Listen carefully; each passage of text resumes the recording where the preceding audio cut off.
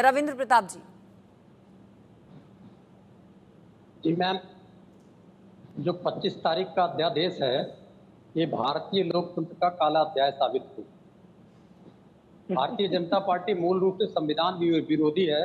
दो स्टेटमेंट मैं बता रहा हूँ भारतीय जनता पार्टी का। 1949 में ऑर्गेनाइजर में लिखा था कि भारत के संविधान में सबसे खराब बात यह है कि इसमें भारतीयता का जैसा कुछ भी नहीं। दूसरा, भारतीय संविधान हिंदू धर्म और संस्कृति पर हमला है। ये भारतीय जनता पार्टी का चरित्र है जो खुद में संविधान विरोधी है।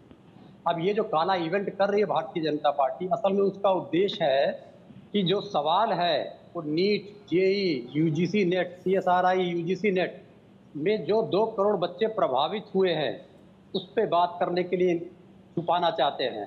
सवाल है आम आदमी को मिलने वाली जो महंगाई बढ़ती जा रही है उसको छुपाना चाहते हैं।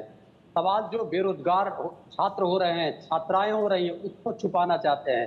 सवाल जो नौकरियों को इस संविदा पे देके नौकरियां खत्म कर दिया, इन्होंने आरक्षण खत्म कर दिया, उसका सवाल है।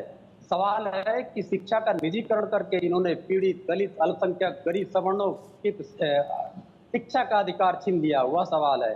सवाल है चीन की सीमा पे सुरक्षा का सवाल है। सवाल है अग्निवीर के रूप में जो सेना का निजीकरण किया जा रहा है। सवाल फिर उठता है कि देश की जो डूबती हुई अर्थव्यवस्था है उस पर भारतीय जनता पार्टी पर्दा डालने के लिए या कुचक्र रच रही है। और भारतीय जनता पार्टी खुद संविधान हत्यारी है, संविधान का लगातार विरोध किया है। और जब भारतीय संविधान बन रहा था 1949 से लेके 1951 तक लगातार इसने संविधान का विरोध किया है। आज ये अपने कर्मों पे पर्दा डालने के लिए यह इवेंट कर रहे हैं। ठीक है विजय कौशिक जी।